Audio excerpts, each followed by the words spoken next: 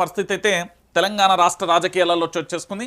అయితే బండి భగీరథకు సంబంధించిన కేసు కోర్టు మెట్లయితే ఎక్కింది. కోర్టు సంబంధించి న్యాయస్థానం ఏమంటుంది, దాంతోపాటుగా హైదరాబాద్ పరిసర ప్రాంతాలలో ఏం జరుగుతుంది అనేది కూడా చూసే ప్రయత్నం చేద్దాం.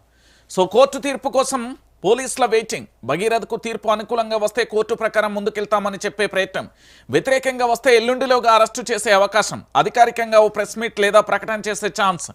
తీర్పు వచ్చే వరకు ఏం చేసే అవకాశం లేదు. అందుకే అరెస్టు విషయంలో ఇంకా జాప్యం అంటూ కూడా చూస్తున్న పరిస్థితి కనబడుతోంది.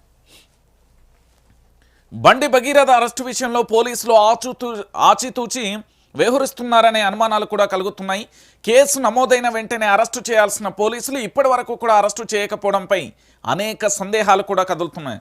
అయితే బండి భగీరథ్ బెయిల్పై కోర్టు తీర్పు వచ్చే వరకు వెయిటింగ్ చేయాలని పోలీసులు భావిస్తున్నారని ఆరోపణలు కూడా వినబడుతున్నాయి. కోర్టు తీర్పు ఆధారంగానే కేసులో ముందుకు వెళ్లాలని చూస్తున్నట్టుగా తెలుస్తుంది. ఇవాళ వచ్చే తీర్పును బట్టి బండి భగీరథకు వ్యతిరేకంగా వస్తే 24 గంటలలోగా అరెస్టు చేసే అవకాశం ఉందన్న చర్చ నడుస్తుంది.